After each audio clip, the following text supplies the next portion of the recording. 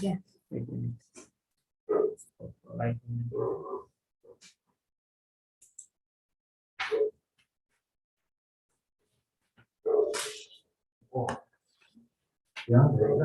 हाँ सर हो गया.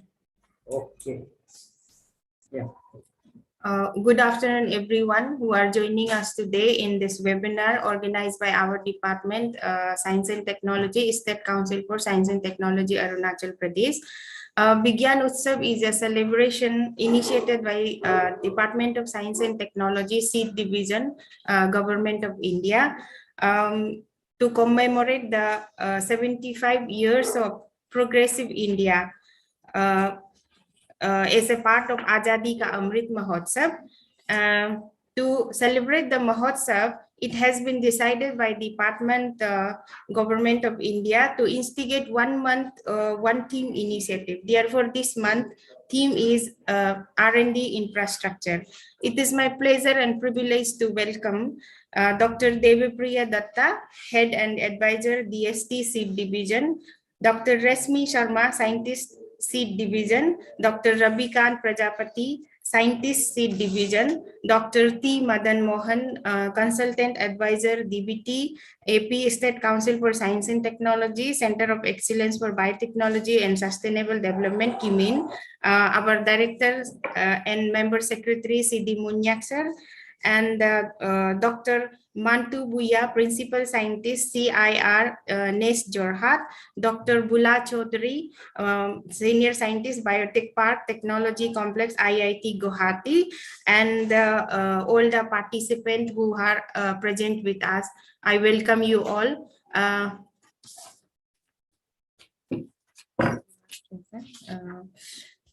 Now we will go for video. Please play video.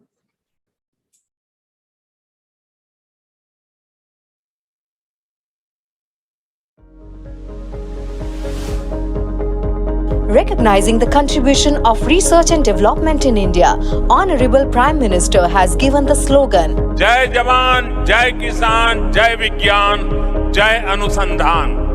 Anusandhan means research is creating new knowledge. When you do research, the doors of development start opening. The path to innovation and hence progress become clearer. Never before in history has innovation offered promise of so much to so many in so short a time. The cross-cutting nature of science, technology and innovation, STI, has the power to bring in a social change. This change can be brought about through the development of R&D infrastructure. The R&D infrastructure is an interwoven web of people, education, research, university, industry and innovation. R&D infrastructure can lead to creation of new markets of unique products, explore the untrodden lands in industry and lead the nation to progress. R&D infrastructure provides a platform to develop and implement new ideas and develop meaningful solutions for the future. With the ease of access to this infrastructure resources, the interaction between academia and government can be enhanced, leading to increased research impacts, enhances collaboration and sharing of expertise, lead to the overall development of the nation. India has huge R&D infrastructure with 400 national laboratories, 1,300 recognized in-house industrial units, besides several government departments and private institutions and foundations engaged in scientific research. R&D is also undertaken at about 358 universities in the country. There are approximately 500 foreign R&D centers in India. R&D capabilities and economic growth of nation are intertwined, and the success is determined by the innovation of technologies that compete in the global market. Now is the time to build a resilient infrastructure. Now is the time to encourage innovation and march towards an Atmanirbhar Bharat.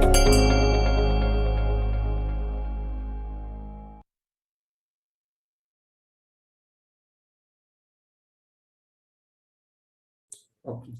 Thank you, Subu, Tarang, and Kayung for playing video. Now, may I request the director, sir, for the introductory remark and presentation from his side.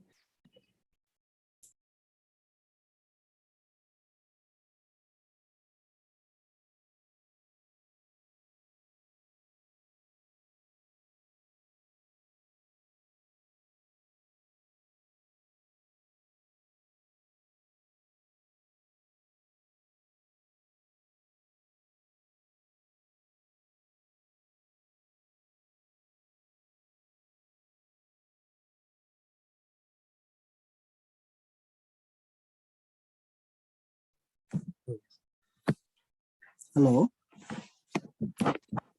Am I audible? Yes, sir. Yes.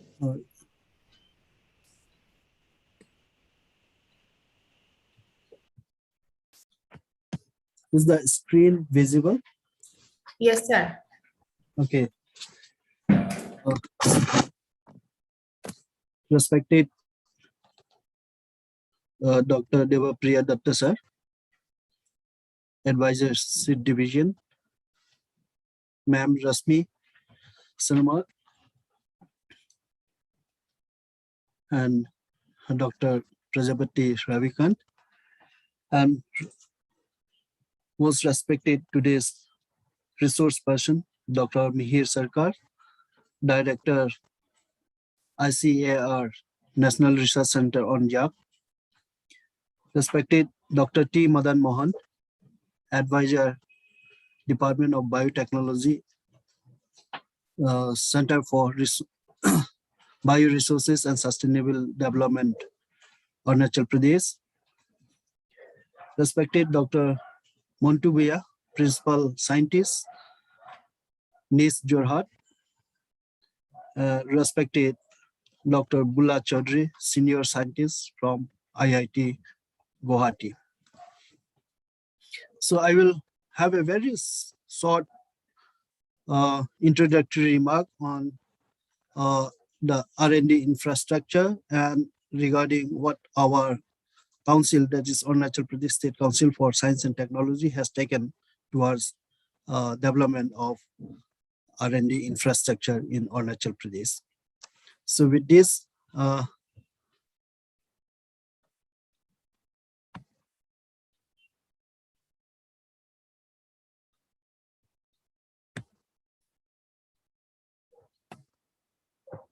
I start.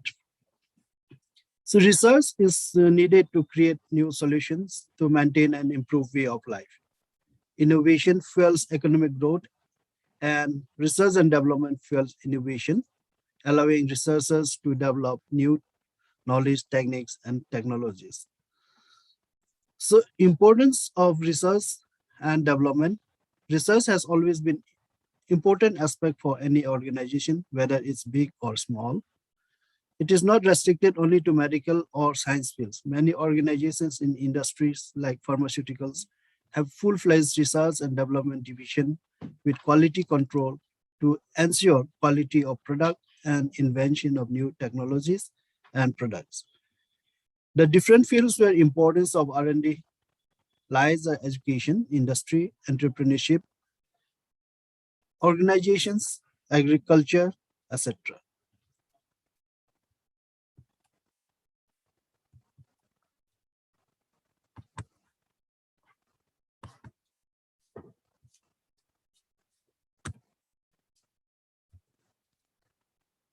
So what is the importance of research and development? The future economic progress for any country are driven by the invention and application of new technologies, which all of us knows very well. The importance of research and development lies there, as it is one category of spending that develops and drives these new technologies. R&D plays an important role in enhancing the capability of companies in particular and nation as a whole, because they stimulate innovative methods of production, reduce cost, and improve product quality. So the need of our research is that will help in alleviating various problems in the country. and education system is crucial to the growth of any nation and indirectly stimulates the economy since it helps produce human resources for society and industry. Research and development is the path to finding solutions to local challenges and leading to innovative solutions. Higher education institutions are the centers that will drive research and innovation. This importance is well reflected in DST initiative and government policies, New Education Policy 2020, as mentioned above. The need of the hour is that will help in alleviating various problems in the country. While research that has worldwide impact is to be welcome, those aimed towards providing local innovative solutions are imperative.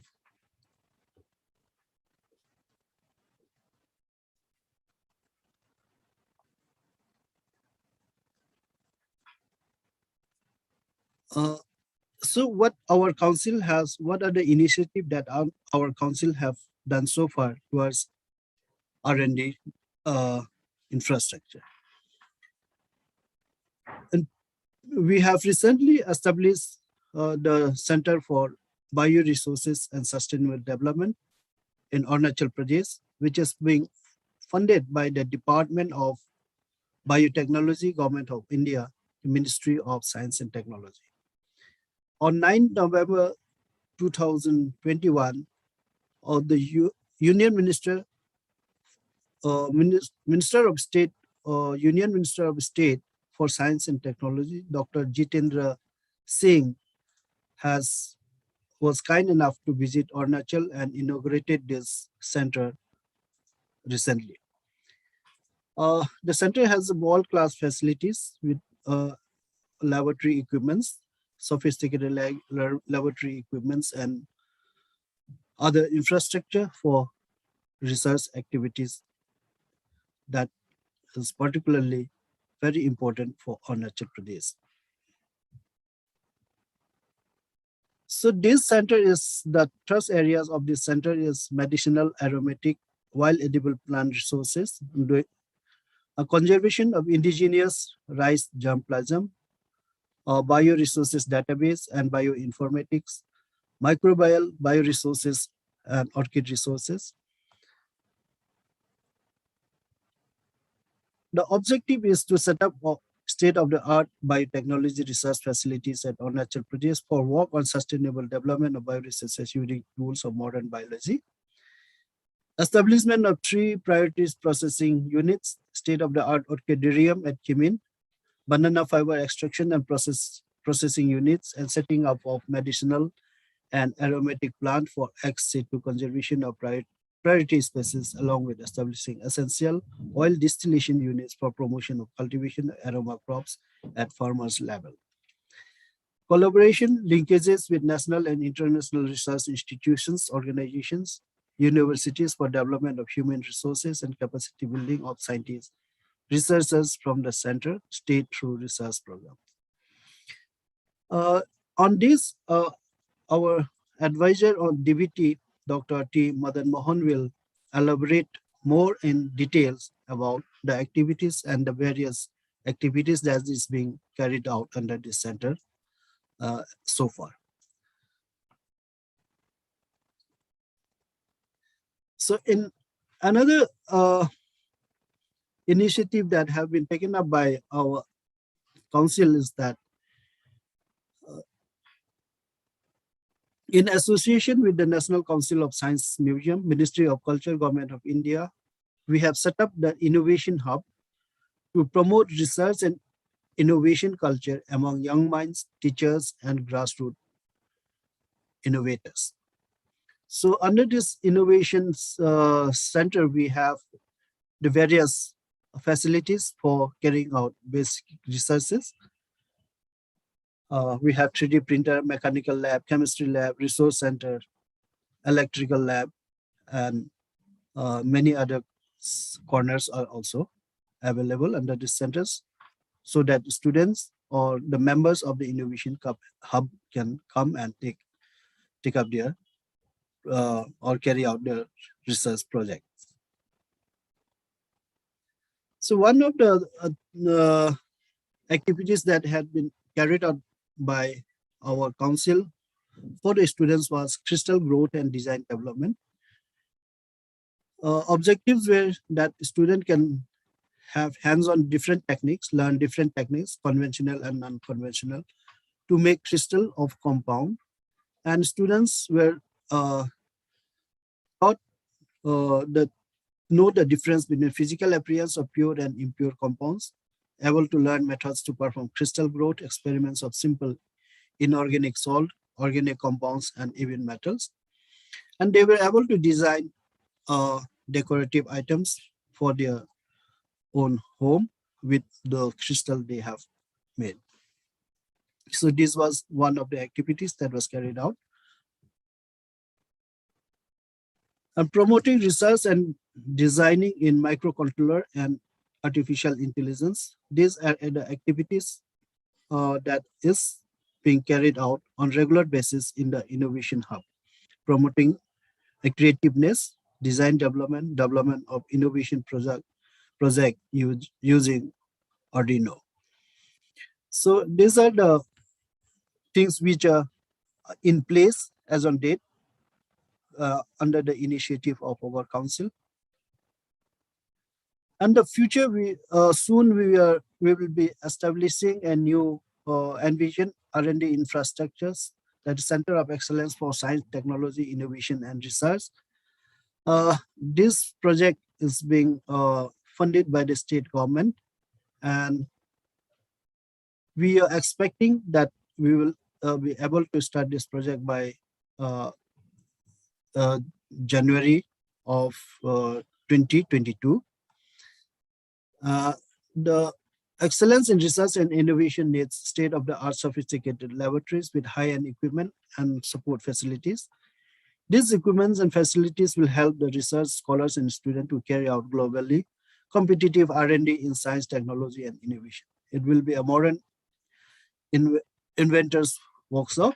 It will be a place for rapid prototyping and fabrication for iterative design.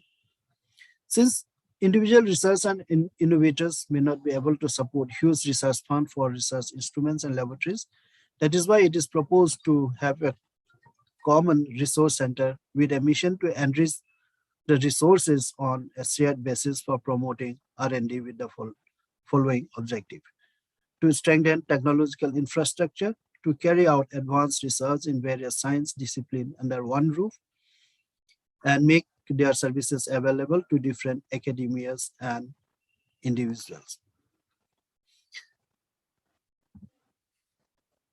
And to provide guidance and train personnel in operation and maintenance of sophisticated instruments, to organize workshop, training on the use and application of various spectroscopic and analytical techniques for students and teachers in technical persons.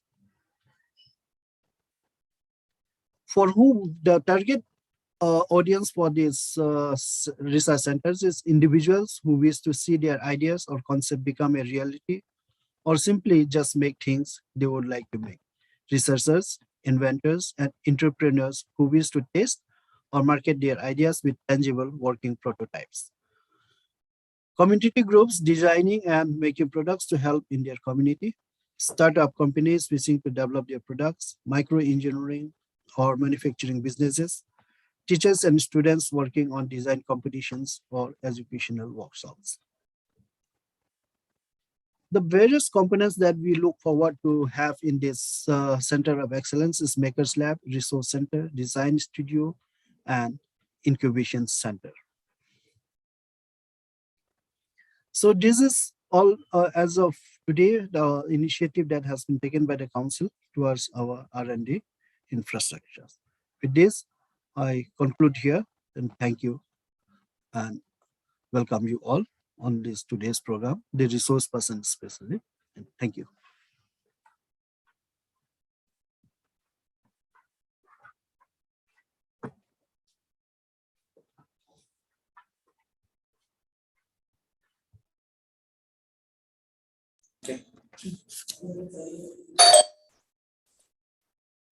Thank you, Director Sir, for your presentation.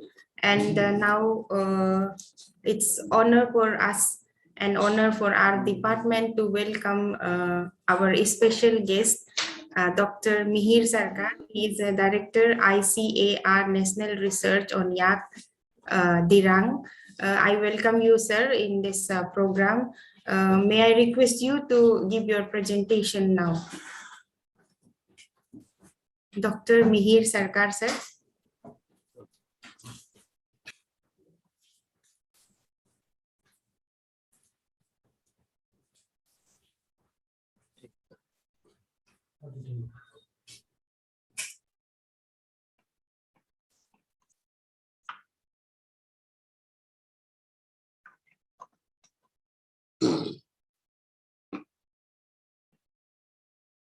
Good afternoon, ladies and gentlemen. I am Dr. Mihir Sarkar, as the lady told, Director of National Research Center on Yak. I welcome you all to my talk, Issues and Strategies for Sustainable Yak Production System in India. Now let's have a brief description of this animal, yak, which are the largest animal of cold areas. They can survive in extreme cold up to -40 degrees centigrade. They can travel long distance in cold, snowbound, and hypoxic environment. And they require less feed compared to cattle, and they don't compete with other livestock in the high altitude. Now, as per the latest livestock census carried out in 2019, India has approximately 58,000 yaks reared by transhuman system by various pastoral nomads of the Union Territory of Ladakh and Jammu and Kashmir, Himachal, Sikkim, Arunachal Pradesh, of course, and to some extent in Uttarakhand and West Bengal. Total world population is about more than 16 million, and they are mainly found in China and Mongolia. And beside that, Nepal, Bhutan, Kazakhstan, and Russia also have some yaks. Their production system solely depend on the growth stage and availability and the nutrient quality of the herbaceous. During peak winter, when the higher peaks are covered with snows, then nothing is left to graze for the yaks. Then they only leak ice, and that time they lose around 24 to 30% of their body weight, and their all production stops. However, this animal, yak, is a unique bovine species of tremendous economic importance to many ethnic communities who live in the higher region of the Himalayas, and they play a significant role in the cultural, social, and religious affairs to the farming communities who rear them. And in fact, those communities consider yaks as social security during crisis. And they are reared on free-range production system and almost zero input. These yaks play multi-dimensional socio-cultural and economic role of the pastoral nomads who rear them mainly for earning their livelihood and nutritional security. Due to virtual inexistence of other agricultural activities in the higher reaches, and beside that, they play an important role so far national security, in the national security point of view is concerned, because yaks are reared across high altitude international border with China, Bhutan, Nepal, and Pakistan. Hence, this animal is very strategic for keeping vigil on the borders. And beside that, yaks are inherently associated with the religion, culture, sentiment, and social life of the pastoral nomads. Considering the importance of yak in the life of the Highlanders, Indian Council of Agricultural Research established this center, NRC on yak, in the year 1989 in Dirang, in Arunachal Pradesh. And the main motive for establishing the institute was to conserve and improve yak for higher productivity and profitability through innovative research. In fact, since its inception, this institute is supporting farmers, mainly focusing on these areas, mainly this sustainability and improvement of yak farming, yak genetic improvement, conservation and multiplication of yak germplasm, value addition of yak products and development of marketing linkages, livelihood security improvement of yak farmers, and lastly, establishment of linkage with other research institutes and departments to take a collaborative research for propagation of the scientific yak husbandry. So far, sustainability and improvement of yak farming is concerned, the institute has made certain headway in the area of nutritional interventions, like the institute has developed total mixed rations for feeding yaks for enhanced production, area-specific mineral mixture also developed for sustained productivity, and then the complete feedback technology, which is very efficient and useful to mitigate winter product scarcity. As I already mentioned, that during peak winter, the yak loses around 25 to 30% body weight. And this technology, with this technology, we prepare complete feed block utilizing locally available fodder sources like maize stover, paddy, and millet straw. And when you offer this complete feed block during peak winter, it has been found the yaks maintain their optimum body weight and production continues. And this complete feed block we prepare in our center and we distribute to other animal husbandry department, to other yak rearing states. Besides those, ensiling in polybags was also developed for conservation of green forages, and which is also a boon to combat winter feed scarcity. And besides that, a number of fodders, mainly three, Dactylus, Lolium, and Trifolium. They are all multi-cut, cold, adapted fodder, and they were successfully propagated in high altitudes. Like other bovines, yak also suffer from many bacterial, viral, and parasitic diseases, and the institute has made certain interventions in this area in order to curb those anomalies. Like the vaccination schedule has been standardized to take a control over FMD and brucella. Epidemiology of many diseases like brucella, IBR, and chlamydosis has been studied in yaks. And slide ELISA for diagnosis of babesiosis and treatment protocol for hybrid bovis infection and molecular diagnostics of GI bacterial pathogens in yaks have been developed. The poor genetic potential of yaks, which leads to lesser productivity and profitability, is a major hurdle in yak production system. So it was felt for the improvement of yak genetics. And phenotypically, 5 types of yaks are found in our country, and genetically they are all similar. And we are the one who registered first breed of Indian yaks. We have named it Arunachal in the year 2018. And in our center, we have established a very good yak farm where we identify superior yak bulls through growth test studies, and we supply these proven bulls to various yak pockets. Moreover, we collect semen from them, process and cryopreserve, and we use those cryopreserved semen for artificial insemination and also other ART applications. And we also supply and distribute those cryopreserved yak straws to other yak rearing states. And for the purpose of conservation and upgradation of yak germplasm,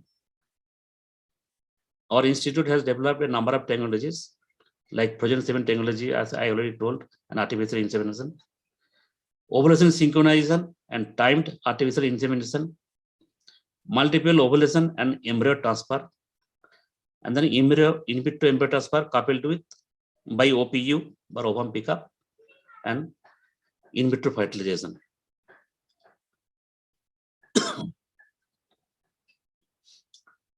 For the conservation and multiplication of yak germplasm, I already told that we have developed embryo transfer technology and OPU IVF, and we are the one who produced first yak calf mismo through embryo transfer technology and Norgel through ovum pickup coupled with IVF in the world.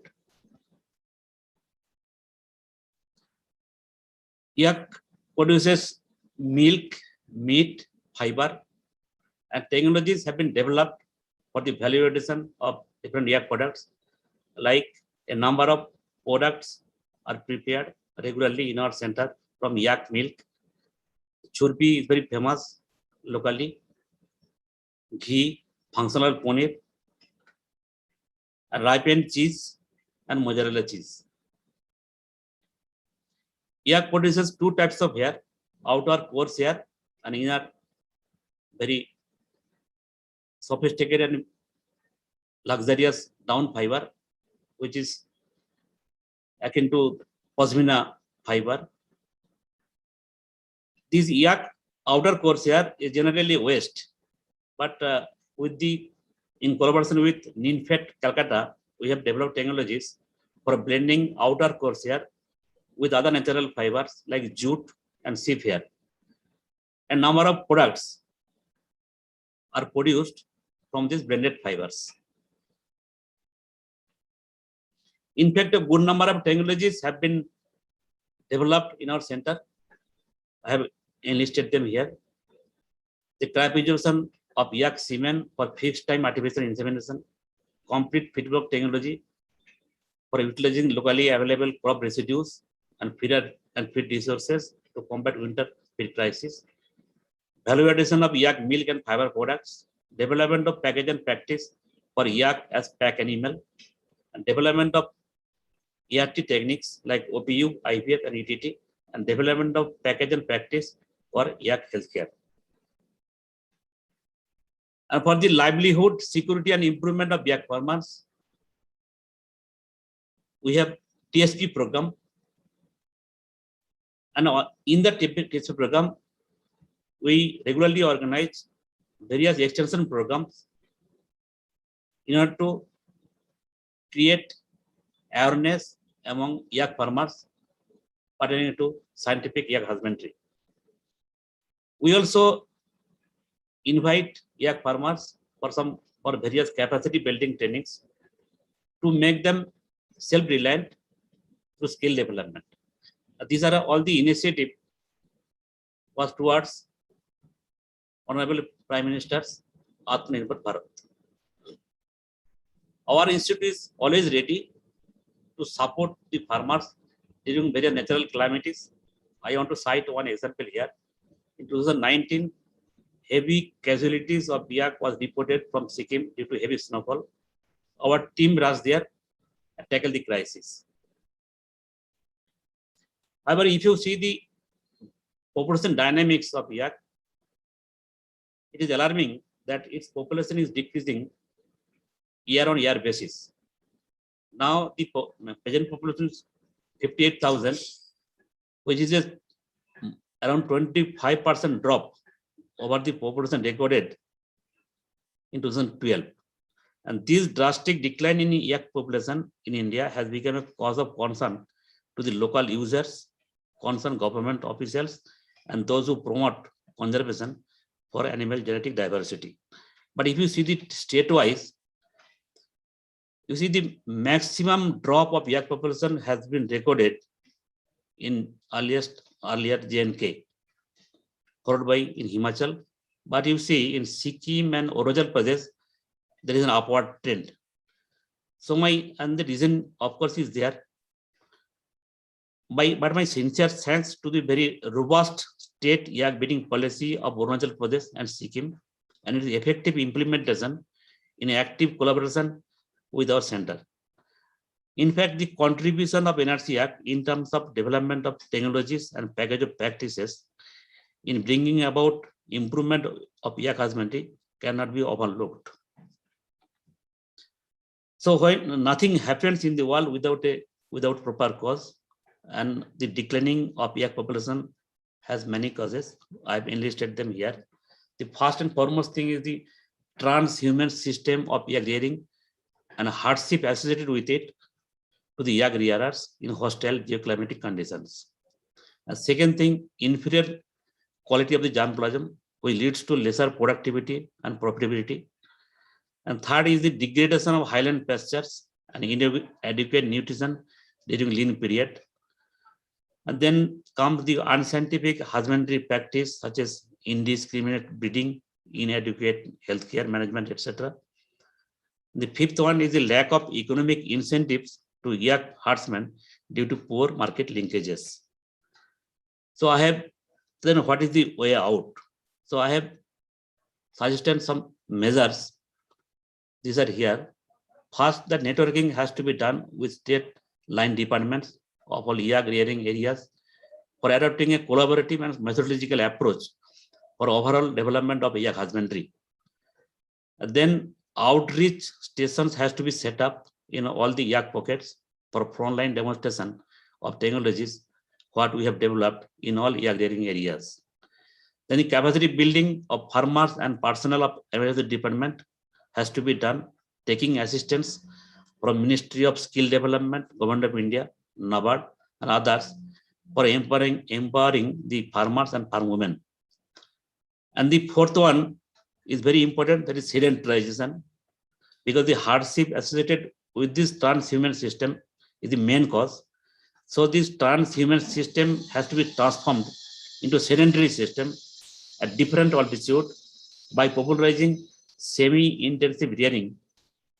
And the last week, Honorable CM Arunachal Pradesh visited our center and the area where we organized Yak Mela, and we pointed out those, and we appealed to Honorable CM for making infrastructure development in the high altitude, and he kindly agreed to our proposal.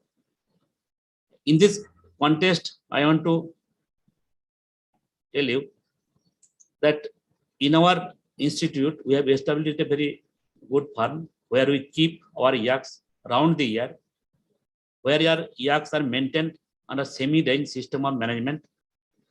That means they are allowed to graze during daytime with the provision of concentrated mixture. Now we have found that this system is energetically efficient because the cost-benefit ratio is very highly encouraging with only 1:4.3. And then once yaks are sedentarized in a particular place, ecotourism and infrastructure has to be developed. Then a national-wide insurance policy has to be formulated in all the yak rearing states for providing these coverages, because in the transhuman system of management, yaks suffer from huge losses sometimes, and the farmers, they lose their favorite animal. So if insurance policy is there, it will provide this coverage. And another thing that very recent, we have formulated one yak insurance policy with the help of National Insurance Company for providing these coverages to the yak farmers. Then the one bankable scheme is required in all the yak rearing states to provide credit support so that progressive farmer can set up their own yak farm. And here also, the last week,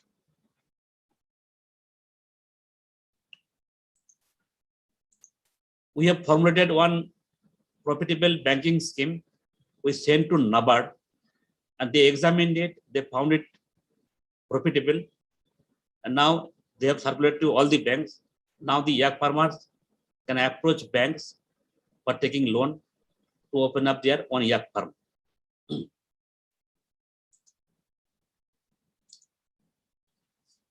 Once yaks are centralized in a place, then all the nutritional interventions what our institute has developed has to be practiced. Along with that, rangeland and pasture has to be developed in high altitude, and if required, soil transplantation could be practiced in arid areas like in Ladakh to propagate multi-cut coal-adapted forages. For an effective breeding strategy, all the yak breeds has to be characterized in all the yak pockets. Then open nucleus herd has to be established, associating with superior wolf to other herds to check inbreeding. Then semen cryopreservation facility has to be strengthened in all the yak pockets, and set-term EI has to be adopted. Only yak has been included in the state breeding policy in Sikkim and Arunachal, but in Himachal and Ladakh and Jammu and Kashmir, it is not there. So it has to be included in all the yak pockets. And crossbreeding cattle with frozen yak semen has to be practiced because the female crossbreed, Jomo, is a hybrid figure. It gives around 5 times more milk than yak. So it will give an added income to the yak farmers. For the disease prevention, the calendar what has been developed in our center for vaccination and deworming has to be adopted in all the yak pockets. Then the prophylaxis, diagnosis, and treatment for various bacterial, viral, and parasitic diseases what has been developed by our institute has to be infused into different yak tracts. Then yak products, which has been value added by our center, has to be branded with organic tag for commercialization through offline and online marketing strategy. Farmers, producers, organization has to be developed, which has to be linked with the industries for scaling up of processing in agri-business mode through entrepreneurship development.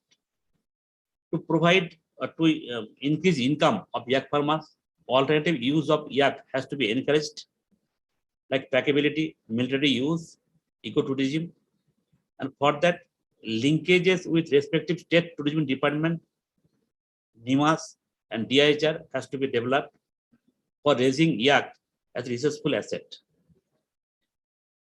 So finally, I would like to comment that yak husbandry has lots of untapped opportunities, and it cannot be improved by only scientific interventions by the research institute, but the developmental activities and livelihood support provided by the line departments of states have immense role to play to uplift the economy of farmers.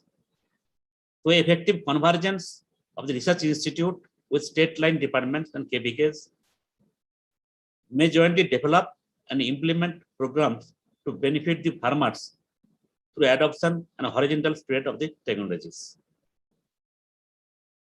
Today's yak husbandry is confronted with many challenges, but we in National Research Center on Yak is continuously striving to transform traditional yak husbandry into modern and smart yak husbandry for uplifting the socio-economic status of the yak farmers in the nation. Thank you. Thank you for your kind attention.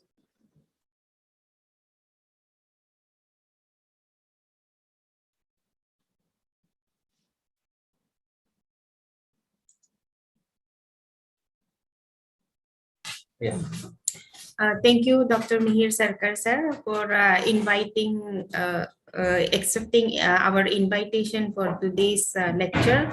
Thank you so much, sir. And it's glad to know that by your department, yak sustainability is carrying out. Thank you so much, sir, again. Now, may I request Dr. Mantu Buya. He is running short of time, so I'll give a slot to Dr. Mantu Buya. Dr. Mantu Buya is a principal scientist, CSIR, NEST, Jorhat. Sir, please take your time.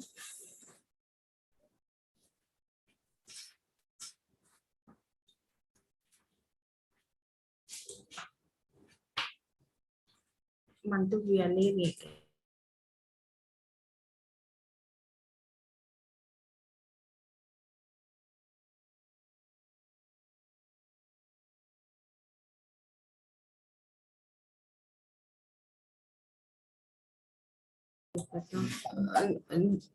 Dr. Mantu, sir. Can you hear me, Dr. Mantu, sir? Yes, yes, I could hear you. Please take your time, sir. Okay, is my slides are visible? Yes, sir. Yes. Okay, okay. So thank you. I'll briefly discuss about, because this is a very interesting topic about R&D infrastructure and this in relation to Atmanirbhar Bharat. So we are running one very important project which Arunachal is also one of the stakeholder. That's why I like to highlight this project and its importance in R&D infrastructure as well as towards the Atmanirbhar Bharat.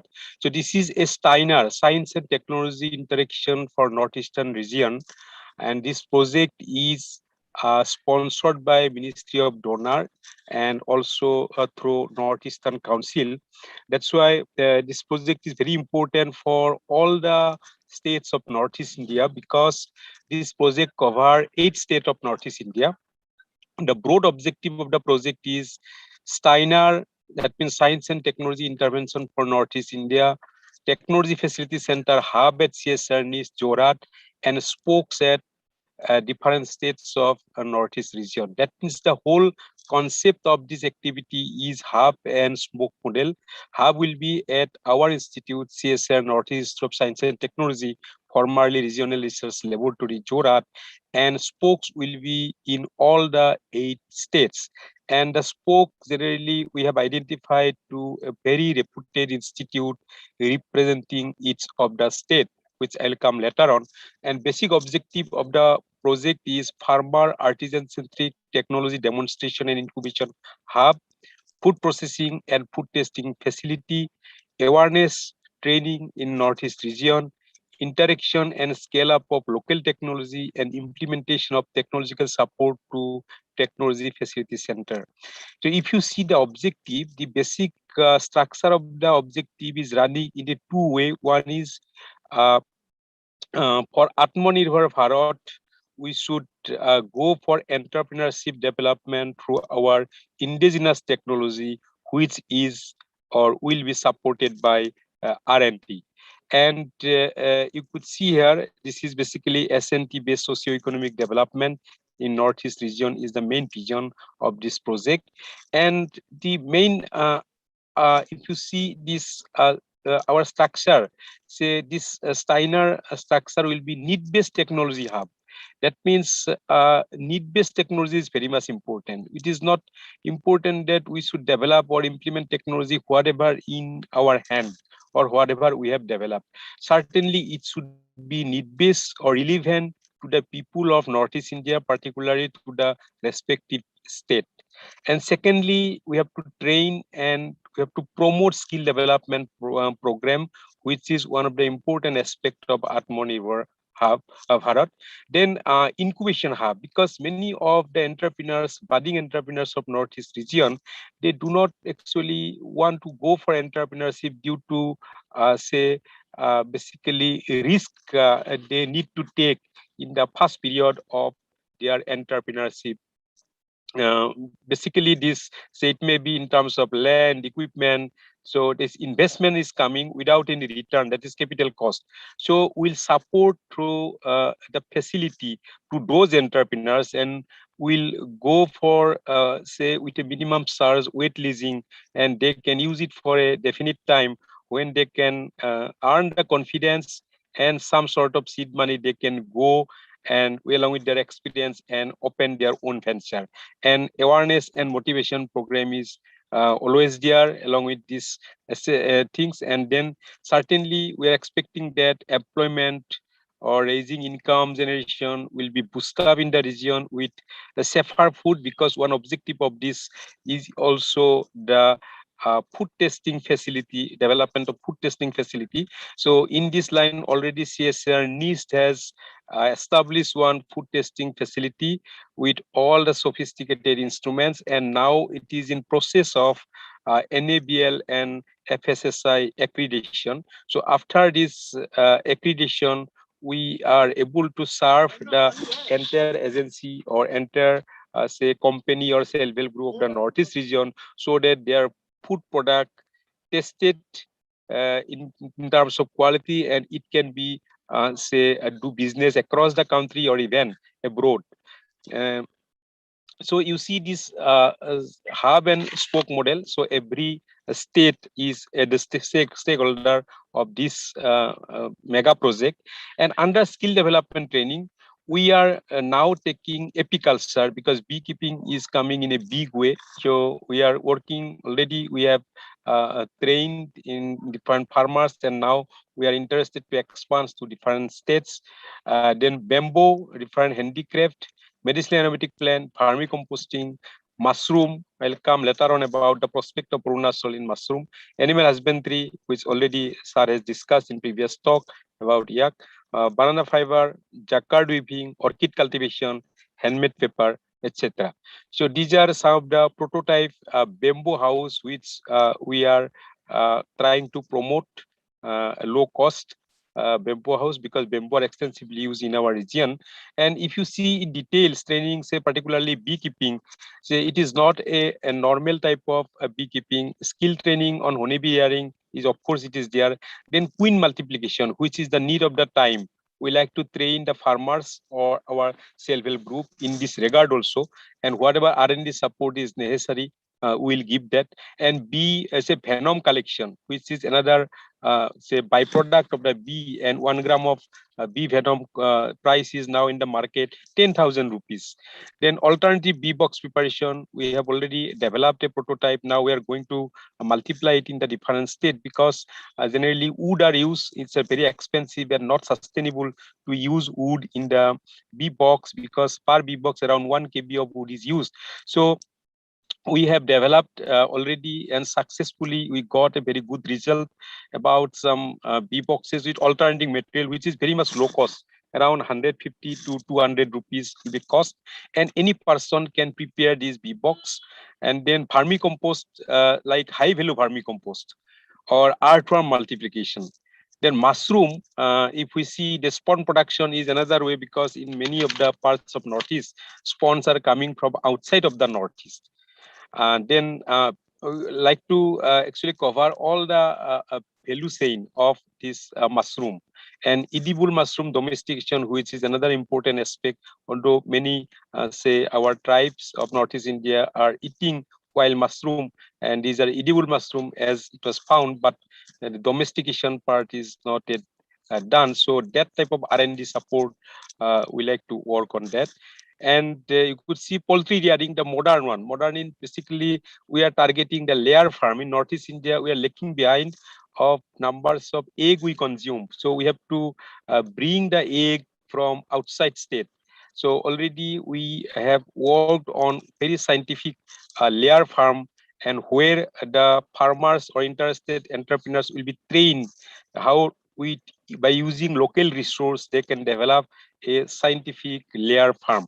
So that type of things we already started, and batch by batch we are working for training. And this is our website. And you could see here in Arunachal, NERI's Northeastern Regional Institute of Science and Technology, Itanagar is the partner. And for other state, you could see is basically from agriculture or the central university are involved in this mega project.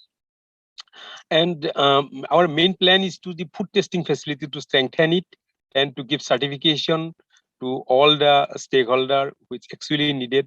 Then scientific intervention for need-based problem, and residue analysis service, particularly pesticide, and grooming entrepreneurs, and facility to innovators, because many innovators, they innovate with their own enthusiasm, but after some level, they have to stop due to lack of some facility or encouragement or sponsorship. So those innovators we like to select and we like to facilitate them. So this is the food testing laboratory we are targeting, including honey testing we have already targeted, and we are working on that. And B box already I told you, this is you see in our facility. Egg tray, you will surprised to know in entire Northeast India there is no any industry which can manufacture egg tray. So it brings from basically for Assam is West Bengal and Bihar. But our facility is now preparing 1,200 egg tray by the entrepreneurs. So this is a very simple intervention, but it can certainly use the local resource, because recycle paper also, which is useful for this egg tray, can be prepared in the facility. Then appropriate technology, as I told you, we are interested on that. That B box we have developed, which I told you it's a low cost, 150 to 200 rupees. And you could see here in the bottom picture, this is our beard with our newly developed B box, which is very much sustainable, eco-friendly, and with alternate material. It's inaugurated by our Director General CSIR last month. And this is this all type of queen rearing or royal jelly collection protocol we are working. So this type of training we are actually targeting to give the farmers, so that we will be self-sufficient in harvesting different byproduct of honey also. For Arunachal, if you see the Taxol, already we know that Texas Bacata, Himalayan yew is targeted for Taxol now, because earlier, although bark was used, but now leaf or the spawn of this Himalayan yew is also harvested for Taxol extraction, which has a great demand in India as well as in abroad. But problem is that we have to still already so far I know under the say support of Arunachal government, different farms are now initiated at Arunachal Pradesh for growing Texas Bacata. So that standardization we have to need regarding this harvesting techniques or seed propagation quality, seedling material, all this type of R&D work we need to work, which I'm sure that all the R&D institute, including ICR, can come out for developing protocol of this. There are different, some interesting species, medicinal plant like Begonia, Tessari, Carpa, or say several species of Aconitum, which is the house of Arunachal Pradesh, Coptistita, or Rhododendron, or Rubia cordifolia. So these and all the R&D support, we have to work on about the development of quality standard material, their mass cultivation, propagation technique, cultivation techniques, all the package through proper scientific intervention we have to develop for commercial exploitation of this plant, rather from collecting it from the wild. And these are high value mushroom, as I told you, because Arunachal is a home of cordyceps. Say this is first one is Cordyceps militaris, and second one is Cordyceps sinensis. So these two is sold in say per kg 3 lakh to 10 lakh rupees. And it is extensively used for medicinal purpose and in even Chinese traditional medicine. But it is generally harvested, at least Cordyceps sinensis, from the wild, including from the Arunachal. So this propagation technique, if we can develop, then certainly it will be workful for the industry. Then this already NERIST has been taken this type of work, like post-harvest technology for ginger, turmeric, chili, large cardamom, then food processing and value addition of pineapple, kiwi, orange apple, and production of biofertilizer and biopesticide. So with this brief note, I like to conclude my talk. Thank you.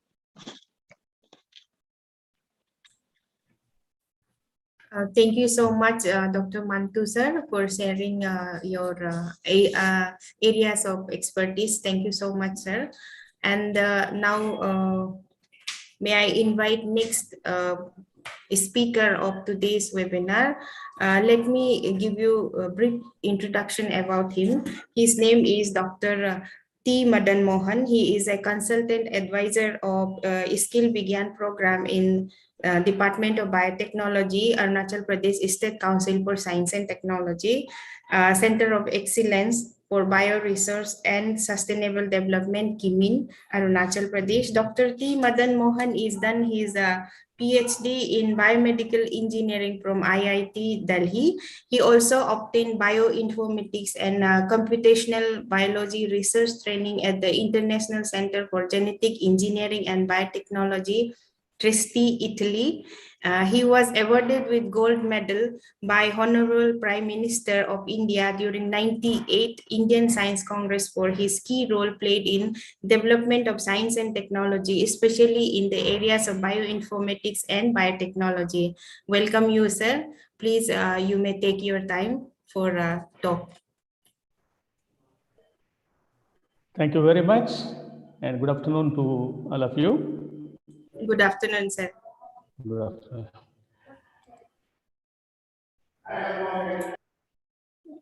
Can share this. This one.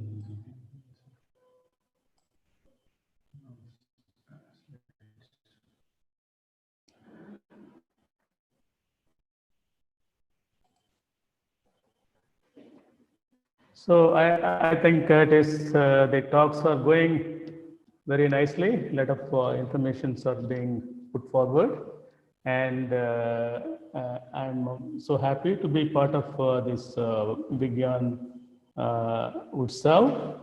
And the Arunachal Pradesh State Assembly Council is, second time it is being done. Last month also it was there. And a good thing to share this kind of developments. So what I will do, I will take up biotechnology R&D infrastructure, especially in Kemin and Arunachal Pradesh. The director cum member secretary has briefed about in his talk, and I will try to cover some details about the R&D infrastructure, particularly in this region. So when I talked in the last meeting, I spoke about human resource development, the need of human resource development, basically to build and strengthen strong educational research and translation ecosystem across the country. It's part of the National Biotechnology Development Strategy, which is being operational from 2021 to 2025. So the focus now is the infrastructure. So you see to build and nurture vibrant startups, entrepreneurial and industrial base in the country, connecting the academia and industry. That is the behind of the infrastructure development. So I will take up, there are four key strategies in which the skill workforce development and strengthening of state-of-the-art infrastructure. This I would like to take up in my talk, as also is the theme for this Vigyan Utsav. So to start with, what I will do, I will take one or two examples of development of infrastructure, innovative research, skill development in the Northeast region. Like the one is the training program. Training program of Department of Biotechnology made huge kind of connectivity. Having not only doing research, it also allows to share the infrastructure across the Northeastern region as well as the major institutions in our country. So it makes a lot of avenues.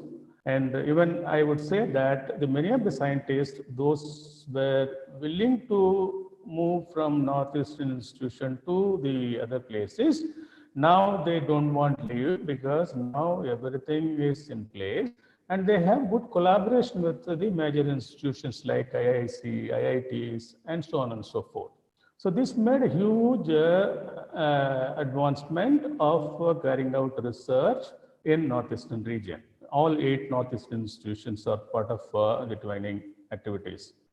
So the other example is animal Disease Diagnostic Management Consortium, which is another huge network of infrastructure. Labs like the Nishad, Nivedi, NRC PIC, National Institute, NRC, all are part of this consortium, and all animal husbandry and veterinary department of all 8 states are also part of this ADMAC program. So basically, since it's a periphery of other countries, you try to see the new species of diseases occurs. And sometimes these labs would able to manage to see that, but if it is a highly specialized species, they will try to send to the main labs for testing and identification of the disease which is caused for the animals in this locality. So this is another example. I thought overall in the Northeastern region, there are many programs were implemented by the Department of Biotechnology in last more than 10 years. I thought of sharing these 2 examples. Now we will go for a specific example where we are engaged is the Center for Bioresources and Sustainable Development in Kimmin, Arunachal Pradesh. In fact, as it was mentioned by the director, this institute, it is so-called institute or center, was inaugurated by our Honorable Union Minister, Dr. Jitendra Singh, on 9th November 2021, in same month. And that was the main aspect, as this center is located surrounded by the mountain. It is in the valley. So you see a lot of the bioresources in and around. That's the interesting part. So I would like to just cover what are the components of this center, which is located in Kimmin. There are 4 main themes, which are also called the in vivo studies arrangements or infrastructure. That includes orchid planetarium, banana fiber extraction units, medicinal and aromatic plants, and then training of researchers, farmers, entrepreneurs, and so on and so forth. That there is a in vitro labs, R&D on indigenous rice, thematic R&D programs, bioinformatics and computational biology, which falls under the in silico R&D, which helps both for in vitro and in vivo studies, and then the international cooperation. Already the center is having collaboration with the AIST Japan. And over and above, the another big program is a skill development program, which is in fact going to be advertised for inviting application from the graduates, young graduates. Most likely it will be appearing tomorrow in the newspaper as well as in the APSNT website. Here the interesting part is that 2 ministries are involved in implementing this program. Ministry of Science and Technology, that is DBT, and then the skill development, Ministry of Skill Development and Entrepreneurship. There are their councils like LSSDC, OSCE, FIXI, and then the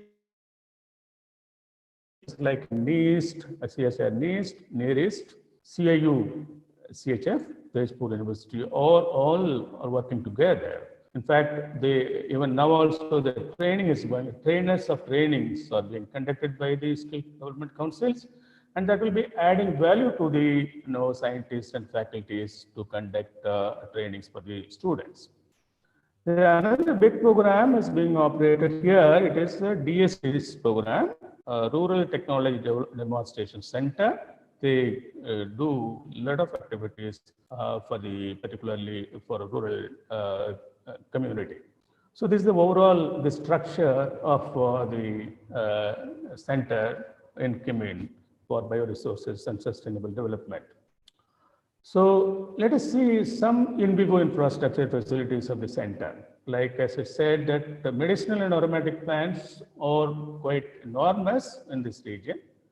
while making sustainable can also make use of them for our livelihood, which is quite important. The farmers in rural population will be highly benefited out of it.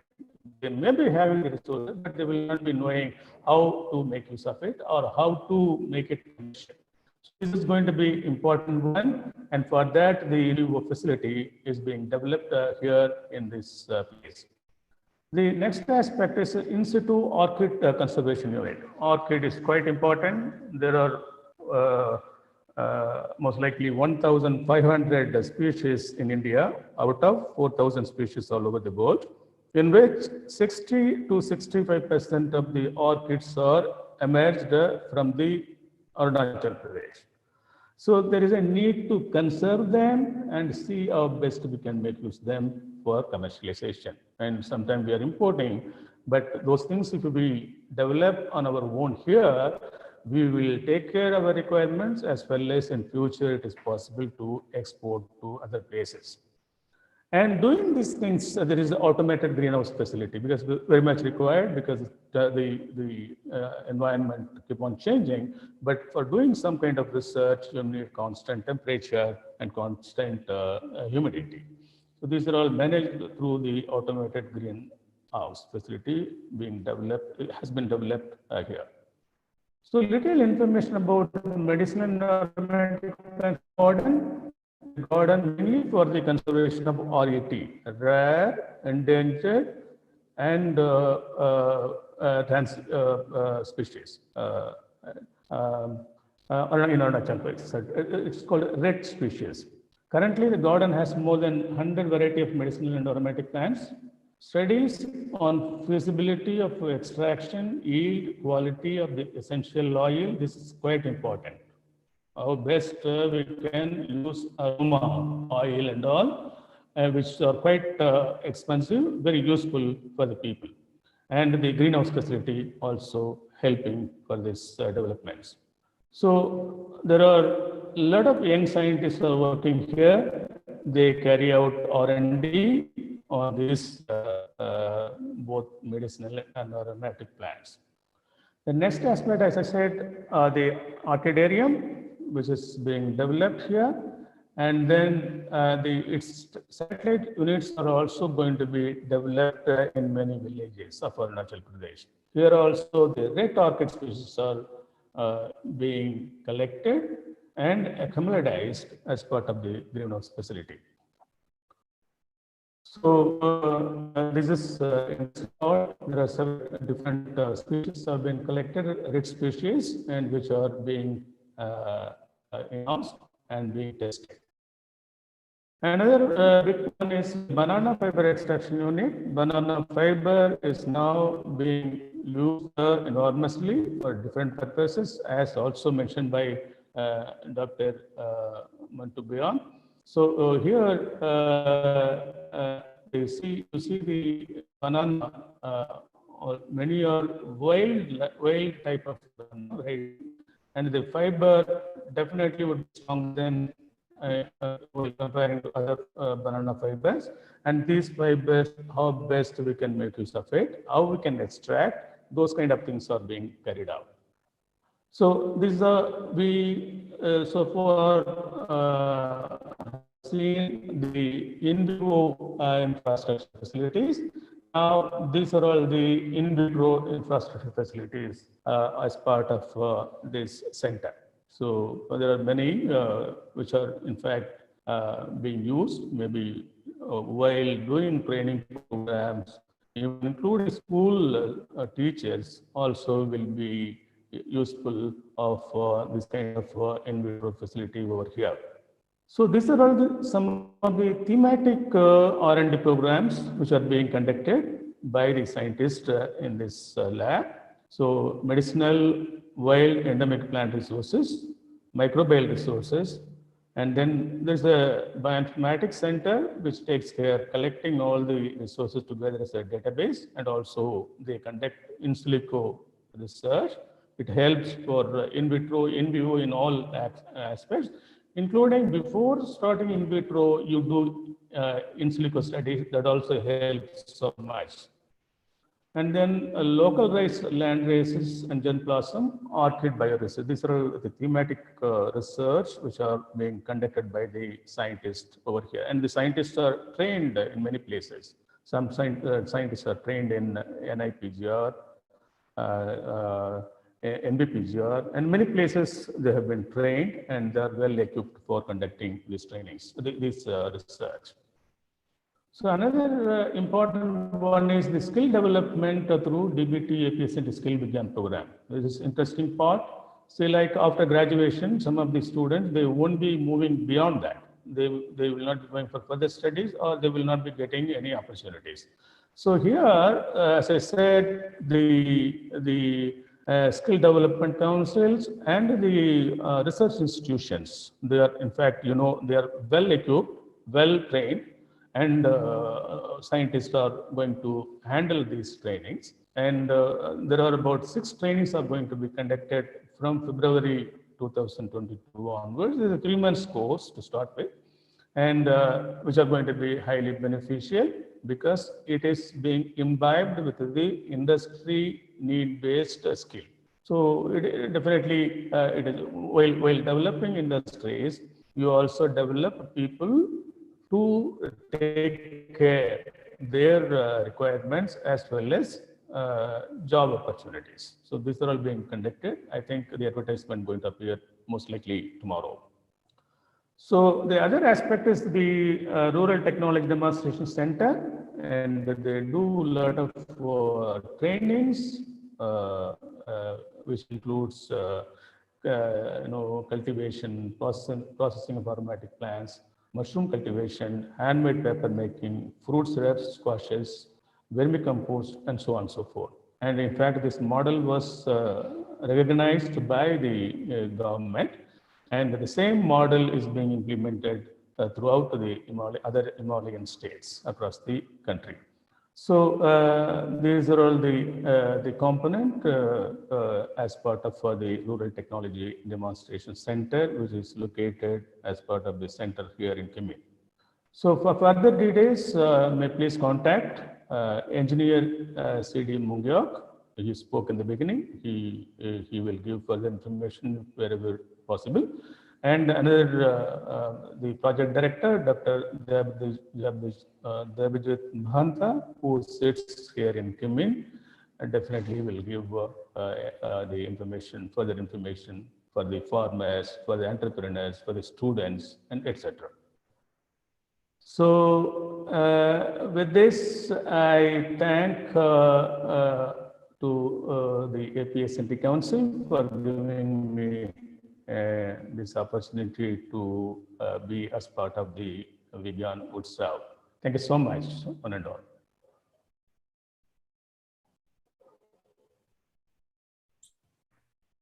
Thank you, Dr. Madan sir, for sharing your ideas, expertise in research you are carrying out. It's glad to know that our state has equipped with such a great R&D infrastructure. Thank you so much, sir. And now may I request Dr. Bula Chaudhary. Let me give a brief introduction about her. Dr. Bula Chaudhary is a senior scientist in Biotech Park Technology Complex, IIT Guwahati, and she will be talking in the team entrepreneurship and R&D infrastructure. Dr. Bula Chaudhary is presently working as senior scientist, and she has 20 years of experience in the field of administration and research and training. And she has also work experience as an assistant professor, Center for Studies in Biotechnology, Dibrugarh University, India. She was also visiting scientist in the Floral and Nursery Plant Research Unit, United States Department of Agriculture, MD, USA. And she worked as a SRF and JRF at Institute of Advanced Studies in Science and Technology at Department of Science and Technology Institute, Guwahati University. She has published 11 research paper also. Now may I request Dr. Bula madam to take the screen, madam. Thank you, madam. Kindly check if my screen is visible.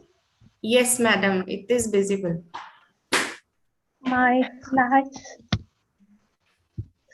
Could you see, madam, my slides? Yes, yes, ma'am. So you can keep hearing. Madan Shankar, voice on again. Namaskar. Can I start, madam? Yes, ma'am. Yes, ma'am. Sure.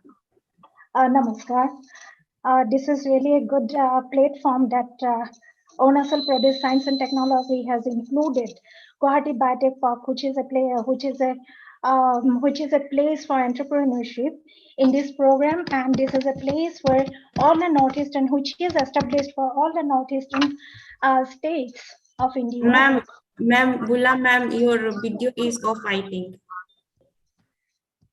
Just a minute.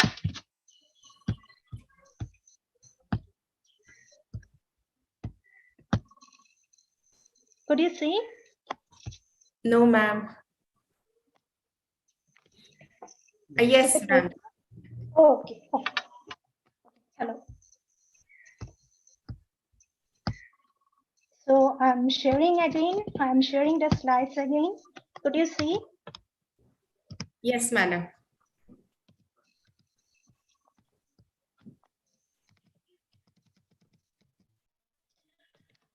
So Madan Mohan sir has already spoken about National Biotechnology Development Strategy, based on which the infrastructure development is going on all over India, which is developed for the knowledge and innovation driven bioeconomy of India.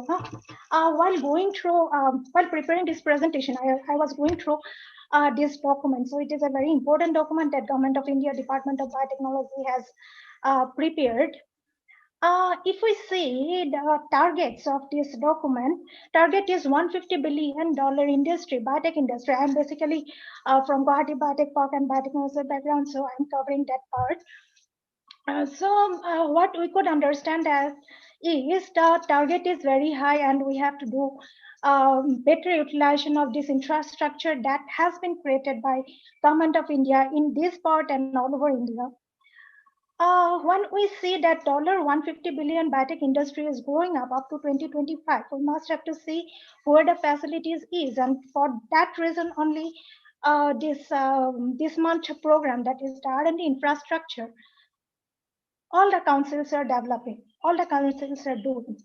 So I will be covering the bio incubators, which is available in this part, and lots of other programs which is targeted through this program. Madan Mohan sir has already mentioned about the skill vegan centers in all the states. And I'm coming to know today that Arunachal Pradesh is also having this center. This is a very good initiative. And cone and paste research programs that is included here. I believe that those programs will be implemented in the northeastern parts also. Maybe in some universities it is already there. So we'll be having very good infrastructure through this National Biotechnology Development Strategy.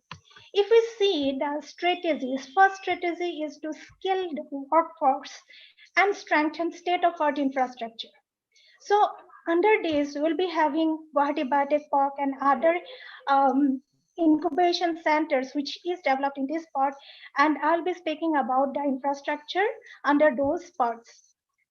In the third point, we could see the building a self-reliant India,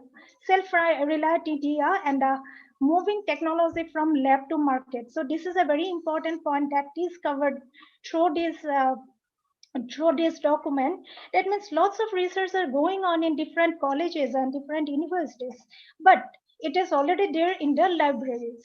So what is happening, that lab to land strategy is not coming up, but from now onwards we will be giving more stress on that part, so which is very encouraging. Scaling the innovation ecosystem. So while going through different documents, we are understanding that lots of, when Montu Bhuya is presenting the Steiner programs, which is going on at NIST Jorhat, and which is also covering all the entire northeastern states. So those programs are also very encouraging for this part. So when we see the market size of biotech industry, in 2017, it was only 44 billion USD, but the projection is in 2025, it will be $150 billion.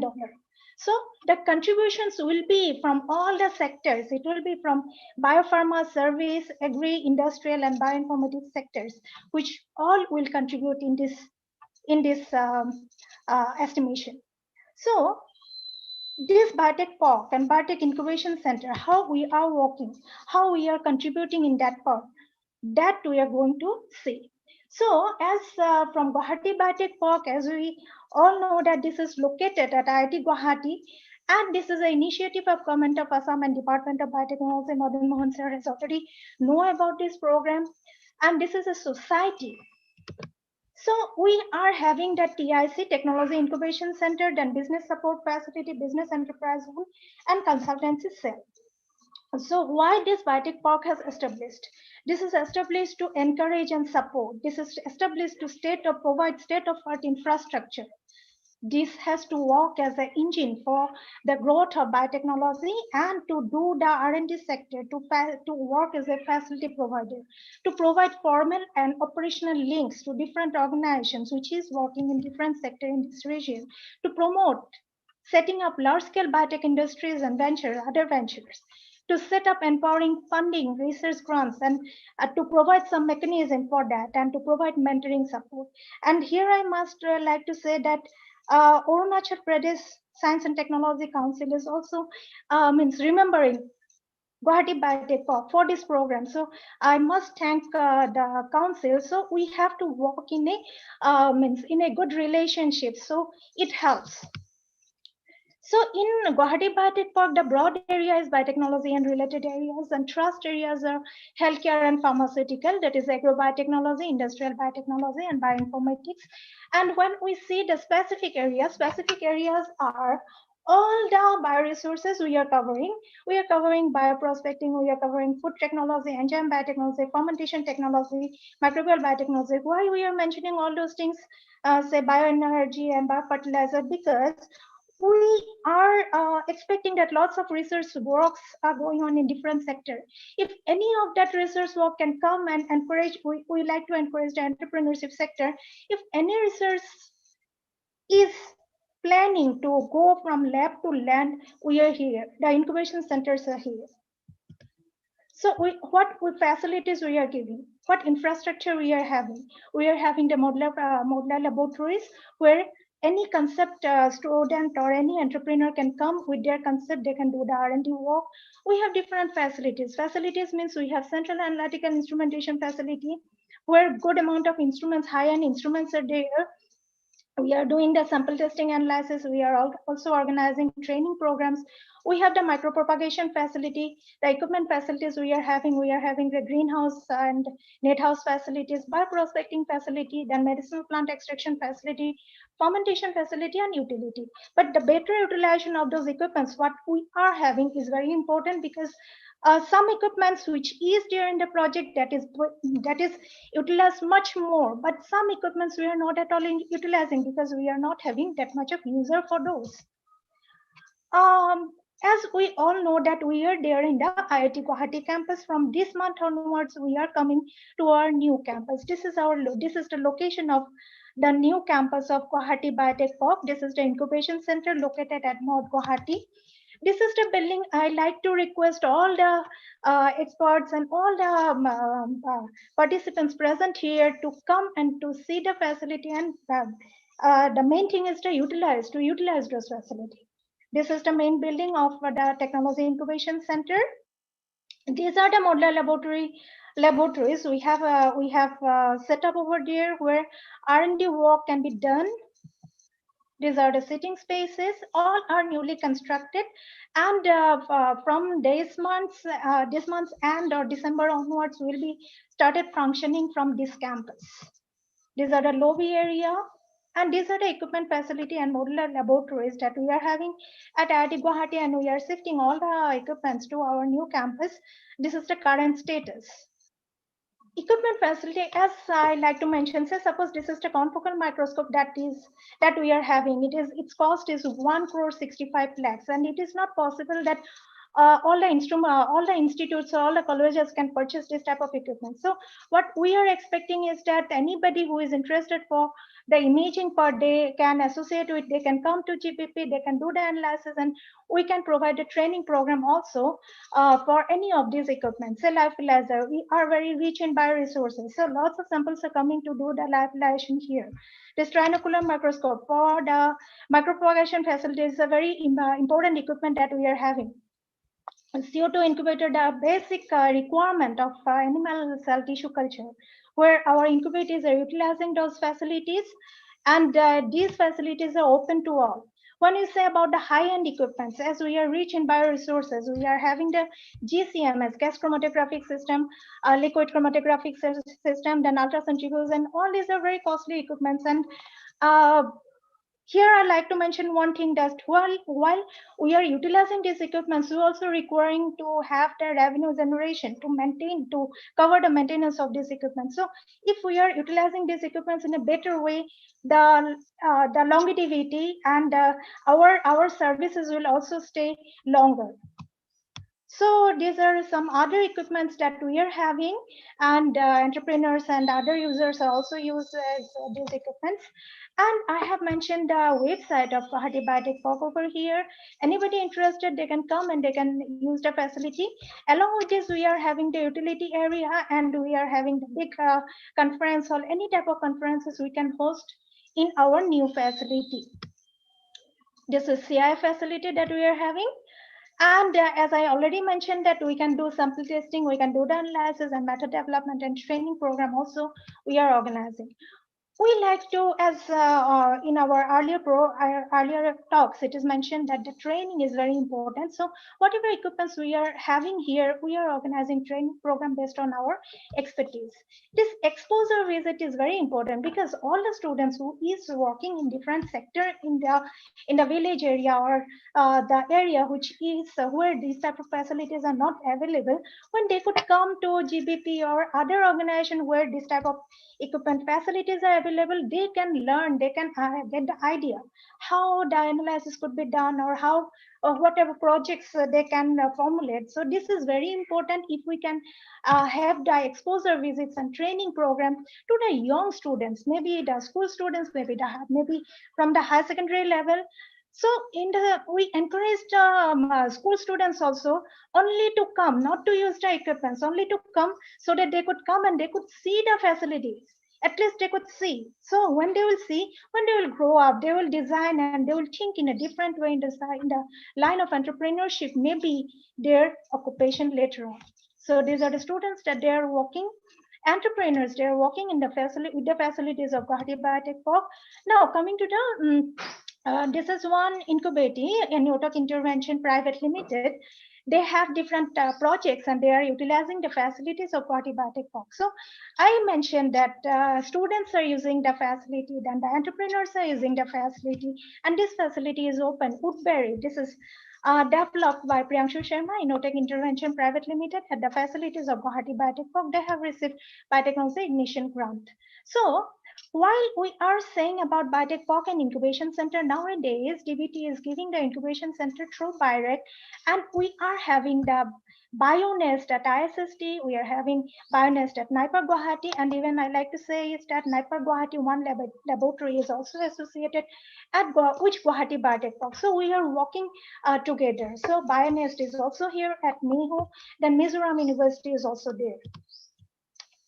Again, we are having the infrastructure. Now, how people will come and to do the research, they will be requiring some funding.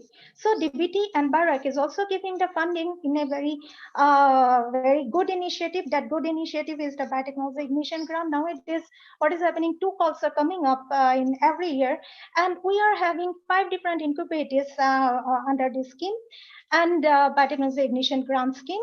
where they are including the rent also, because if somebody is coming to GBP, definitely they have to pay the rent for the laboratories, they have to pay the equipment utilization charges also.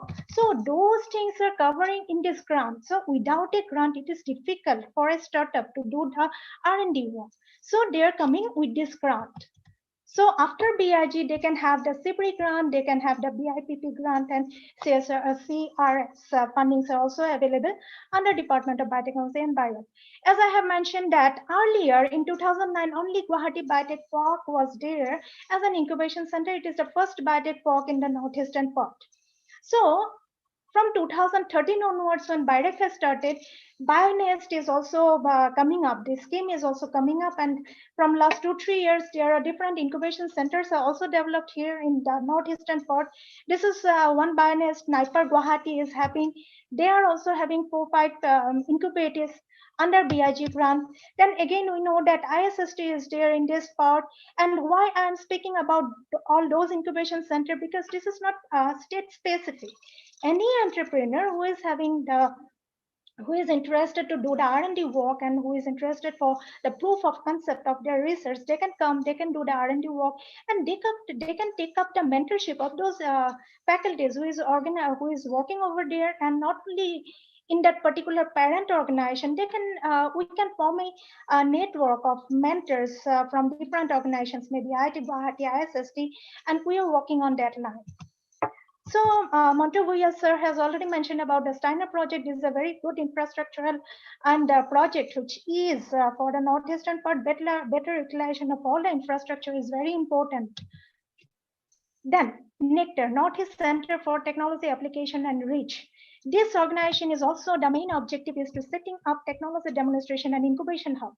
And the mission is the entrepreneurship development in the NER. So all the organizations, while we are studying, we come to know that the entrepreneurship is always one of the mandate, always one of the motive for all the organizations nowadays to become the Atmanirbhar Bharat, Atmanirbhar Assam or Arunachal Pradesh. So better utilization of all those facilities is very important, and information sharing of these facilities is very important.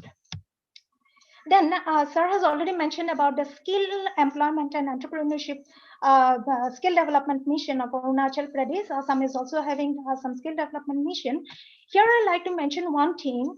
If we see the tissue culture programs or micropropagation programs of maybe Maharashtra or Hyderabad, they are under the skill development mission. They are having the technician program of under this mission, but here in Assam it is not there. So while studying with different nurseries and different programs, we understand that they are having the beautician program or they are having the electric technician program. But if we could introduce some program for plant tissue culture technician, that will help, because whatever cut flower or whatever seeds are coming or selling, which is there in the market in this area in Assam and other places, that is mainly coming from West Bengal, Pune or Hyderabad.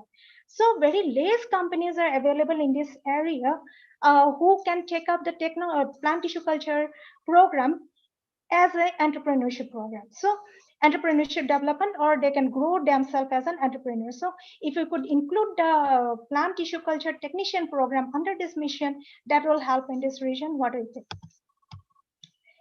If we say about other incubation program, we must name the Assam Startup Done Next, which is under Industries and Commerce Department of Government of Assam.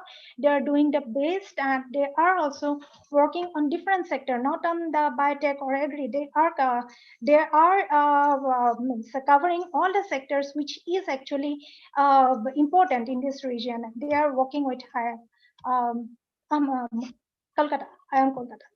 So these are the innovation, blue tea, then fiery tea. It is developed, and they are under the wing of Assam Startup. There are different entrepreneurs associated with Assam Startup, Isha Tea, then Argo Origin.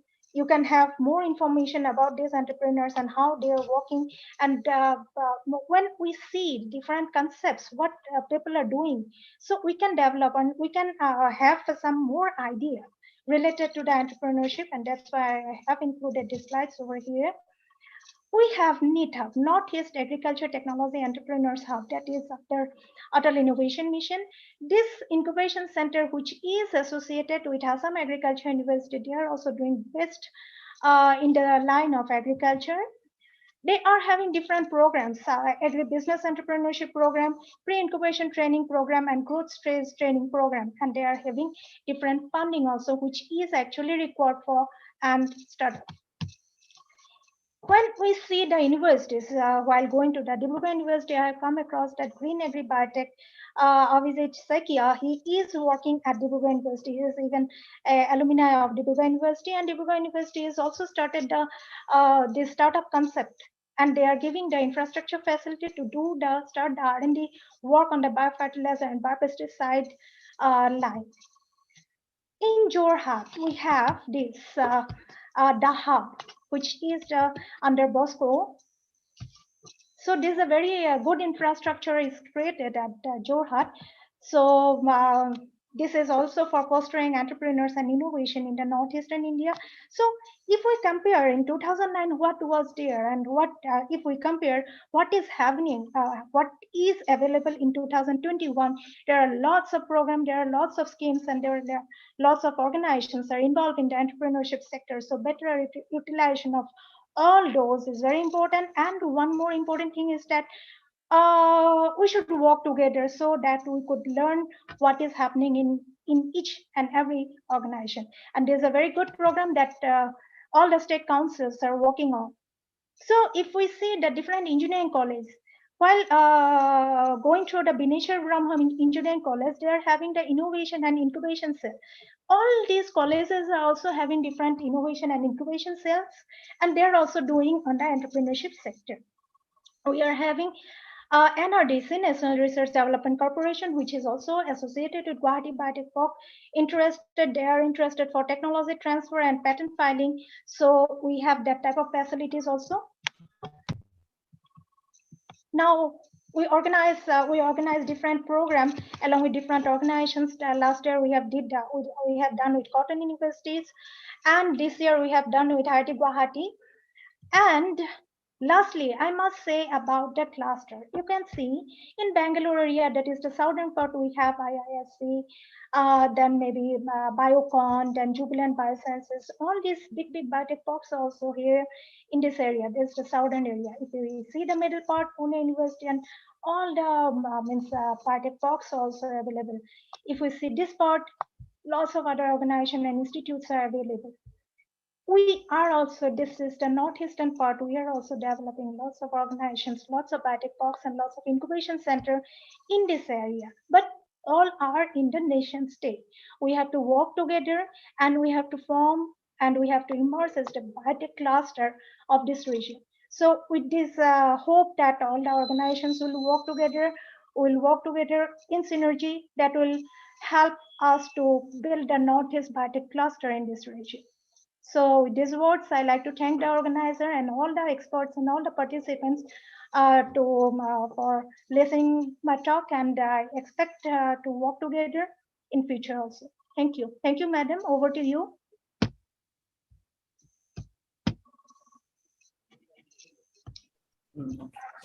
Thank you, Dr. Gula, madam. By hearing you and seeing your PPT about your park, I'm very much motivated actually. If I've been to Guwahati, surely I would like to visit your park.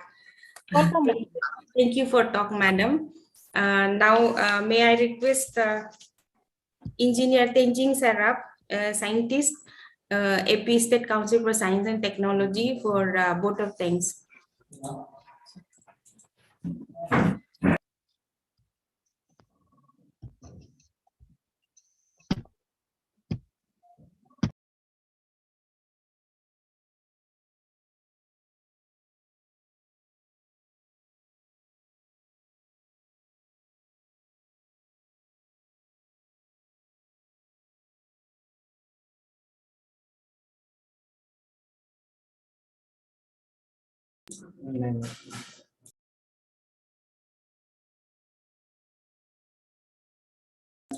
Dr. Bula ma'am, can you off your screen sharing? वो कुछ बोल रहे थे madam.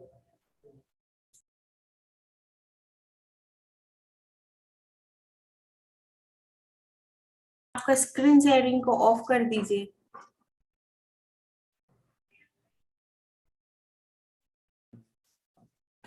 It's okay now.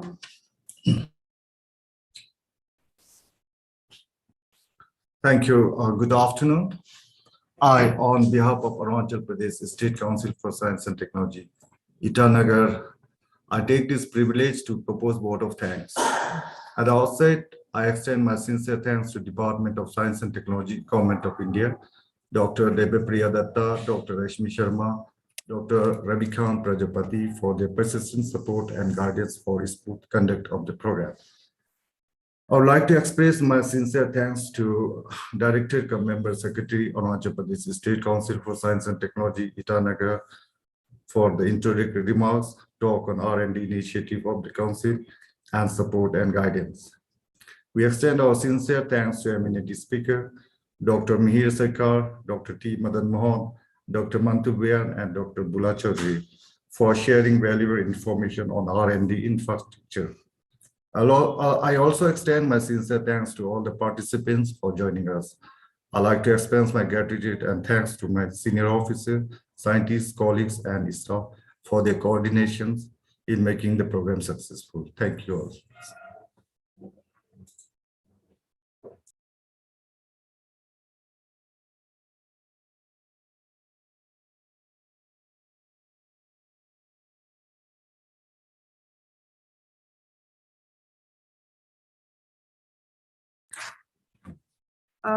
With this, we end today's webinar. Thank you once again